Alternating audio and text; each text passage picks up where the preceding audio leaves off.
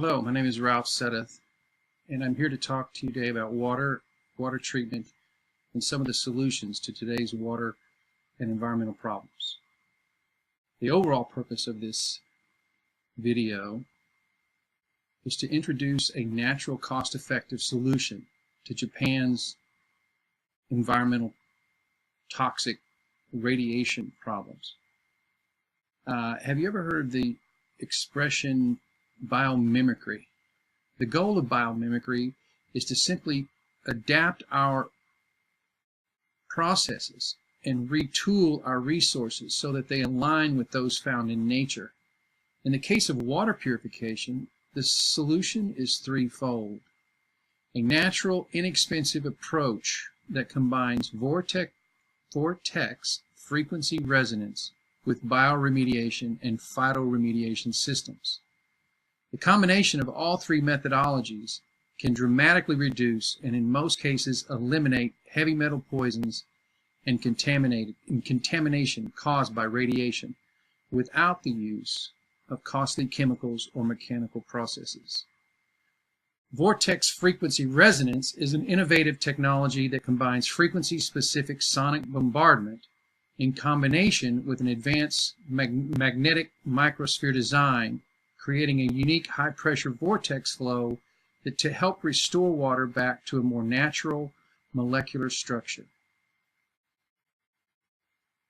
It can also significantly enhance the germination and growth rate of plants. So, new discovery in how to treat water naturally. 100 years ago, we decided that chlorine was the only answer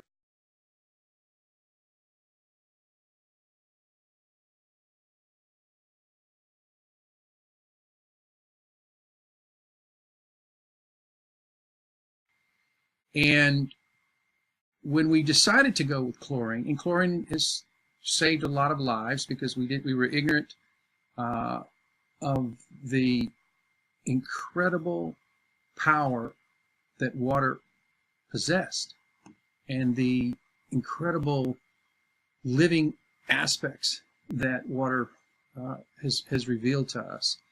And what I mean by that is I spent time with Dr. Masaru Emoto in Tokyo, Japan, and I was able to learn through working with him that water has an innate ability to receive information and to store information. So it basically carries memory, and that memory shows up under the water.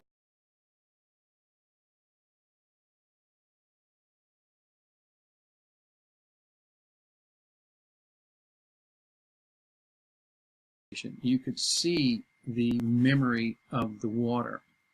And it was from that experience that I realized that I had to follow nature's idea of what it means to basically how to treat water. In other words, I couldn't just manipulate water any way I decided and feel that that was the right way. I had to look to see how the water reacted to the treatment that I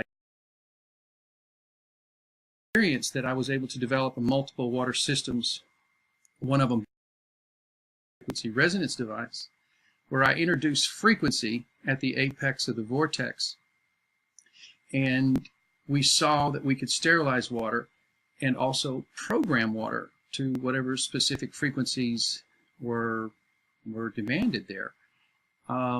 When we incorporated, once we figured out how we could actually program water,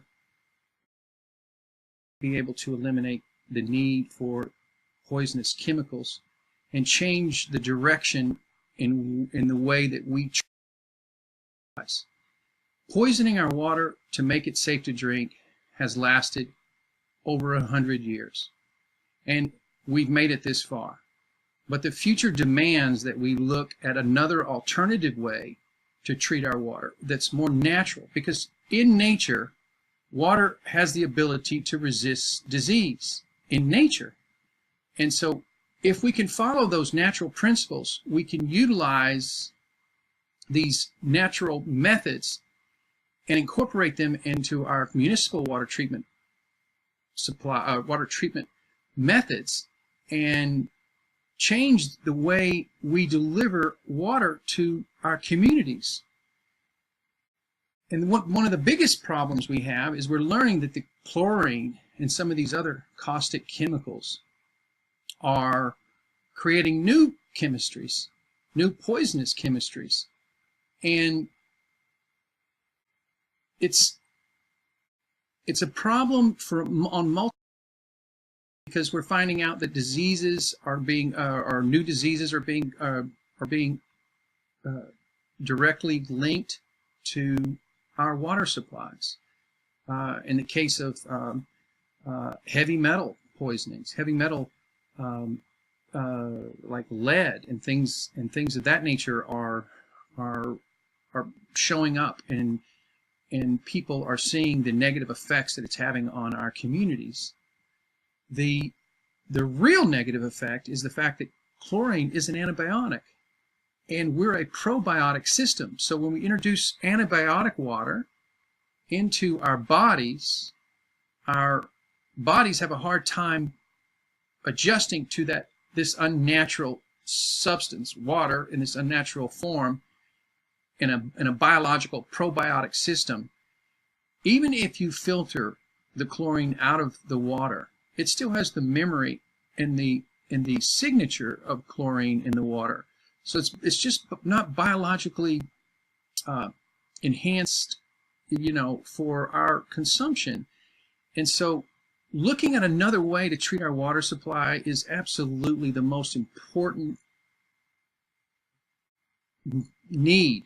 It's the most important need that human beings can look to in this generation and the future generations. And the technology does exist. Living water, the science of living water